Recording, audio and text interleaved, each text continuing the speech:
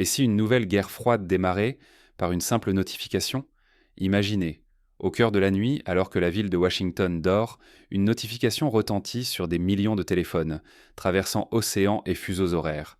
Sur Truth Social, Donald Trump, président des États-Unis, écrit en lettres capitales: l'Afrique du Sud est exclue du groupe des 20.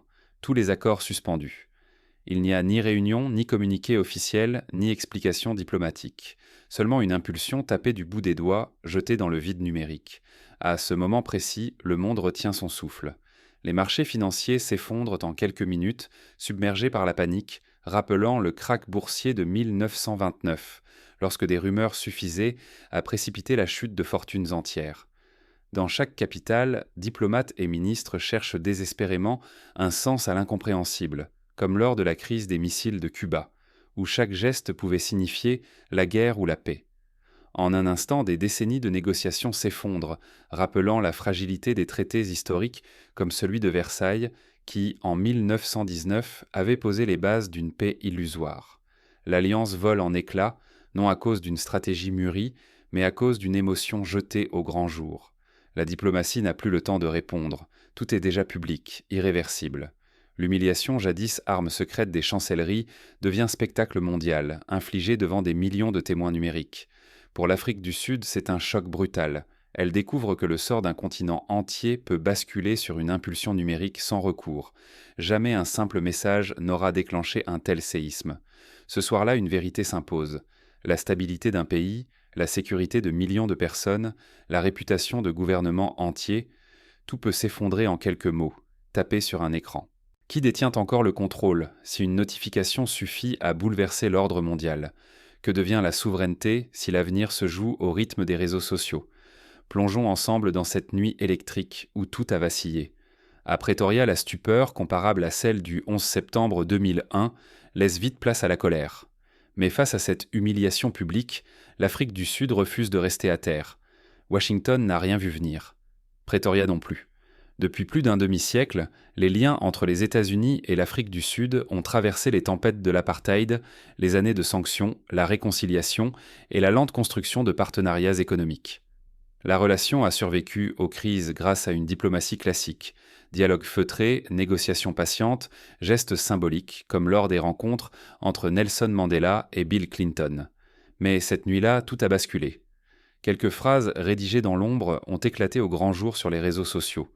Aucune consultation, aucun avertissement, aucune fuite dans la presse. Une annonce publique, aussi soudaine qu'irrévocable, a suffi à fissurer les fondations des relations internationales, à la manière de la rupture entre l'Union soviétique et la Chine dans les années 60. Jamais une alliance n'avait été rompue ainsi. Non par une guerre, ni par un traité, mais par la fulgurance d'une émotion transformée en décision politique. L'humiliation, d'ordinaire confinée aux archives secrètes et diluée dans les protocoles, devenait ici une arme, brandie au cœur du théâtre mondial.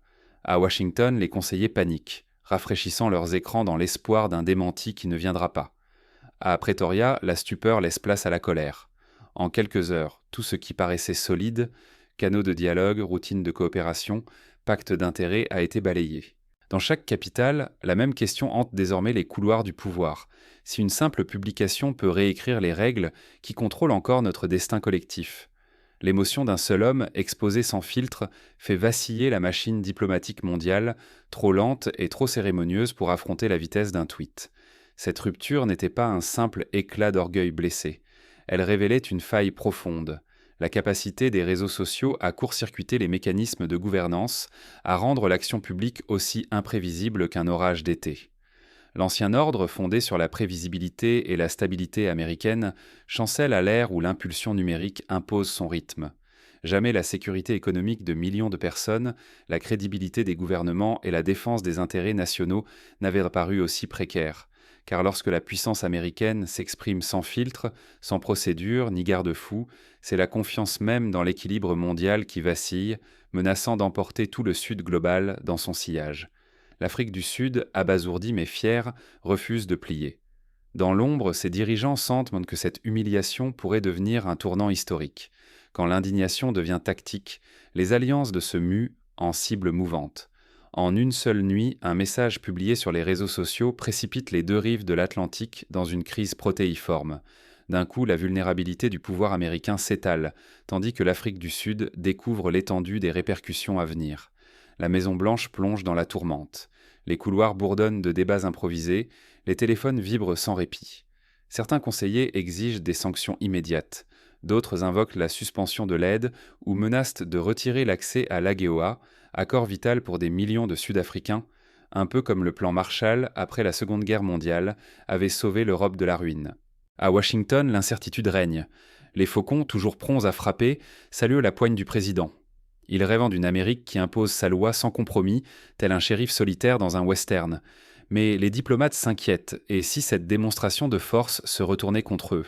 La fracture s'élargit, transformant la capitale en arène de divisions inédites, rappelant la crise du Watergate qui avait ébranlé toute la structure du pouvoir. À peine la nouvelle relayée, la crise s'accélère. Le rang sud-africain plonge, entraînant la chute de plusieurs marchés émergents. À Londres, Berlin, Pékin, les chancelleries convoquent des réunions d'urgence. Les investisseurs retiennent leur souffle, chaque minute attisant la volatilité mondiale. En Afrique du Sud, la sidération cède à la colère. Être exclu d'un club mondial par un simple tweet n'est plus seulement un affront diplomatique, c'est une humiliation nationale, un rappel brutal des déséquilibres persistants. Mais la douleur devient rapidement résolution. Citoyens, politiques et chefs d'entreprise convergent vers une prise de conscience inédite et cherchent à redéfinir l'avenir du pays. Des forums citoyens s'organisent dans les grandes villes, des entrepreneurs lancent des appels à l'innovation locale, des mouvements étudiants réclament l'autonomie technologique. Derrière la tempête, le péril est immense. Des secteurs entiers risquent de s'effondrer. Des millions de foyers dépendent de l'aide américaine et des emplois issus des échanges bilatéraux. En quelques heures, l'économie vacille, entraînant la sécurité de familles entières. Certains se souviennent de la crise asiatique de 1997, où la chute d'une seule monnaie avait propagé la misère sur tout un continent. Pourtant, ce choc ne produit pas l'effet voulu par Washington. Pretoria, loin d'apaiser la Maison-Blanche, choisit de s'émanciper. Refusant la posture de victime, le pays se tourne vers ses voisins et les partenaires du Sud global, prêts à repenser ses alliances et son rôle dans le monde numérique. Mais la crise ne fait que commencer. Derrière les portes closes, de nouveaux acteurs s'apprêtent à entrer en scène. Ce qui devait n'être qu'une punition se mue en propulsion irrésistible. L'expulsion précipitée de l'Afrique du Sud du groupe des 20, déclenchée par un simple message numérique, ne se contente pas d'humilier Pretoria. Elle agit comme un détonateur, révélant la puissance insoupçonnée d'un tweet pour inverser le cours de l'histoire. En moins d'une journée, l'Afrique du Sud opère un virage spectaculaire vers Pékin, Moscou, New Delhi et Brasilia. Les messages de soutien affluent, promesses d'accords commerciaux, chantiers d'infrastructures, accès à des financements alternatifs. Dans les médias de Johannesburg à Rio, on titre sur une nouvelle alliance qui refuse de plier devant les caprices de Washington. Dans les rues, la dédollarisation et la souveraineté économique deviennent des cris de ralliement. Les chaînes d'information sud-africaines débattent avec passion d'un système financier libéré de la tutelle du dollar.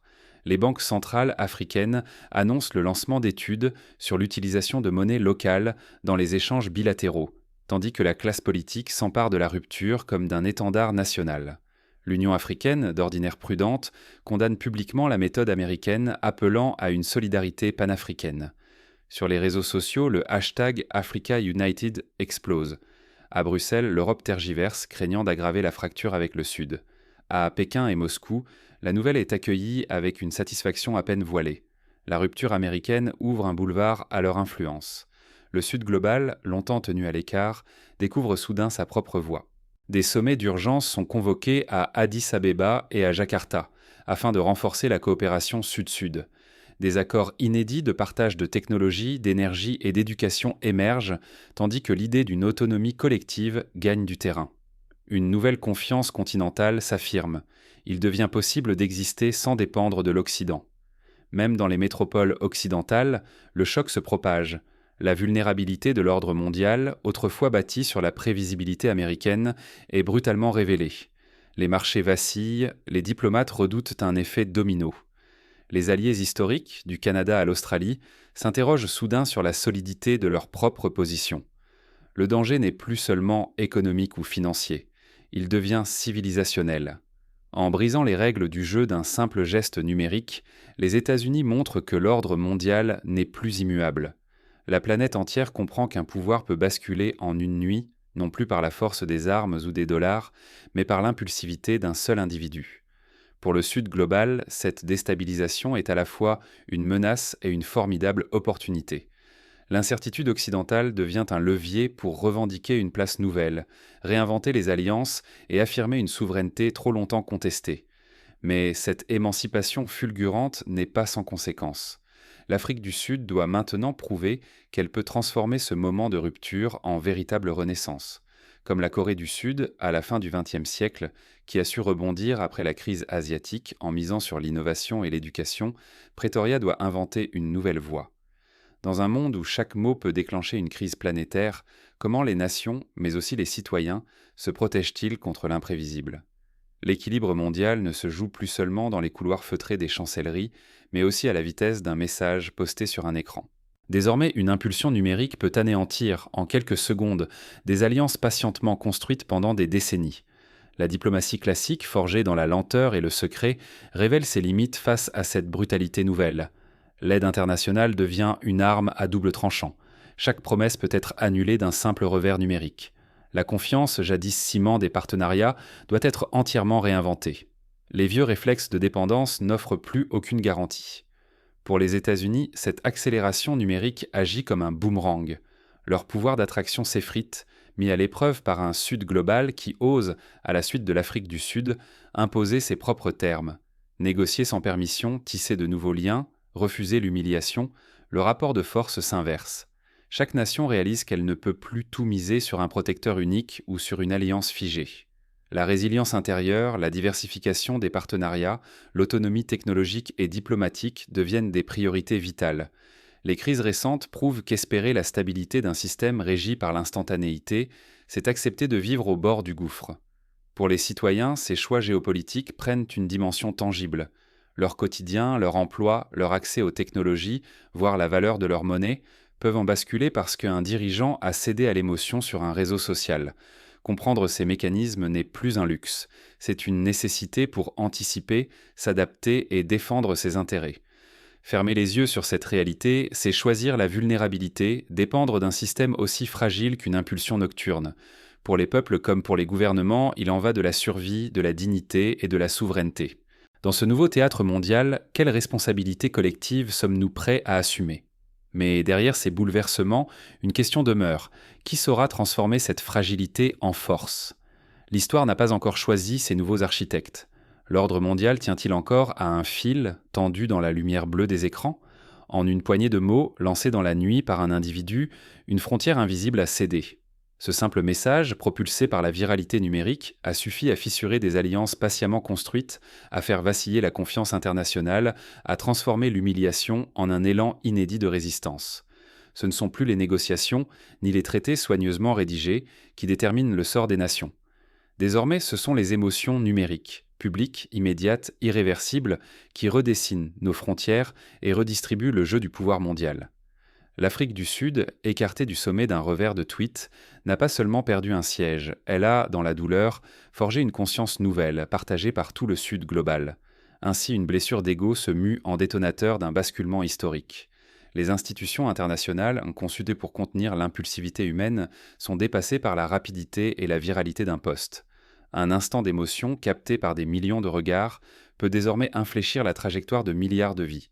Ce qui se joue dépasse largement un sommet ou un accord diplomatique. Ce sont la sécurité économique de populations entières, la crédibilité des gouvernements, la capacité pour chaque pays de défendre ses intérêts sans devenir l'otage d'un algorithme ou d'un tweet impulsif. Nous sommes face à une question vertigineuse. Comment exercer le pouvoir dans un monde où les mots d'un seul pèsent plus que des décennies de traités ? Comment empêcher qu'un prochain choc numérique ne vienne effacer, cette fois, nos propres repères et notre avenir commun ? Si nous ne repensons pas de toute urgence nos institutions, nos réflexes de dialogue et nos mécanismes de protection, le prochain message viral pourrait bien décider de notre sort à tous. Alors, que ferons-nous ? Sommes-nous prêts à réinventer l'équilibre des puissances pour l'ère numérique ? Ou accepterons-nous de voir l'ordre mondial se dissoudre dans la cacophonie des impulsions instantanées ? La réponse ne dépend plus uniquement de Washington ou de Pretoria, mais de chacun d'entre nous, citoyens et décideurs du XXIe siècle. Êtes-vous prêt à peser à votre tour dans ce nouvel équilibre ? Pour aller plus loin, il devient crucial de tirer des leçons des crises passées. Après la crise de Suez en 1956, le Royaume-Uni a dû réinventer sa place dans le monde. L'Inde, après avoir été mise sous embargo technologique dans les années 90, a investi massivement dans la formation de ses ingénieurs et a fini par devenir un leader mondial des technologies de l'information. L'Afrique du Sud peut s'inspirer de ces exemples et tracer sa propre voie. Voici quelques étapes concrètes à envisager. Premièrement, renforcer l'intégration régionale. En soutenant la zone de libre-échange continentale africaine, Pretoria peut ouvrir de nouveaux marchés, limiter sa dépendance aux puissances extérieures et devenir le moteur d'une dynamique panafricaine. Deuxièmement, investir dans l'éducation et l'innovation. En créant des centres d'excellence technologique, le pays peut attirer les talents du continent et développer des solutions adaptées à ses propres défis, du traitement de l'eau à l'énergie renouvelable. Troisièmement, diversifier ses alliances diplomatiques. En multipliant les accords avec l'Asie, l'Amérique du Sud, le Moyen-Orient, l'Afrique du Sud, peut équilibrer l'influence des grandes puissances tout en affirmant une voix indépendante sur la scène internationale. Enfin, instaurer une culture de résilience numérique. La formation des citoyens à la cybersécurité, la création de mécanismes d'alerte rapide face aux menaces d'ingérence numérique et la mise en place de garde-fous institutionnels pour éviter que des décisions irrationnelles ne soient prises sous le coup de l'émotion sont devenus essentiels. Pour les gouvernements du monde entier, ces scénarios imposent la mise à jour des protocoles de crise. Il s'agit notamment de prévoir des cellules de veille stratégique capables de réagir en temps réel à tout événement viral, qu'il s'agisse d'une crise diplomatique, d'une fausse information ou d'une cyberattaque. Pour les citoyens, l'enjeu réside dans l'éducation aux médias et la compréhension des mécanismes de manipulation de masse. Des ateliers dans les écoles, des plateformes d'information indépendantes et l'encouragement au débat public sont autant de remparts contre la dictature de l'instantanéité. Rien n'est inéluctable. L'histoire a prouvé qu'un choc peut devenir une renaissance si la société sait transformer la crise en énergie de changement. Reste à savoir qui demain saura saisir cette chance.